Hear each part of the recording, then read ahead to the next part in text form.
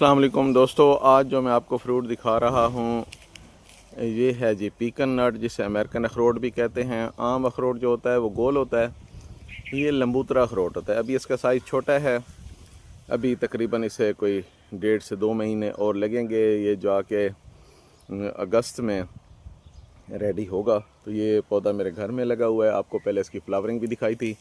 तो इसके ऊपर कुछ फ्रूट मुझे नज़र आ रहा था, तो मैंने सोचा कि आपको इसका फ्रूट भी दिखा दूं। अभी फ्रूट का साइज़ तो छोटा है और ये अभी टाइम लेगा।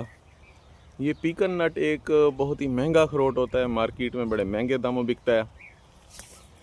और ये पाकिस्तान के जो गर्म इलाके हैं उनमें भी काश्त किया जा सकता है।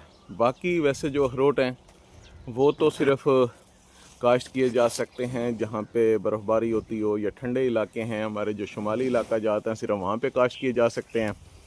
लेकिन ये जो अखरोट है ये आप पंजाब में और जो बलूचिस्तान या सिंध के जो गर्म इलाके हैं वहाँ पे भी इसको काश्त कर सकते हैं।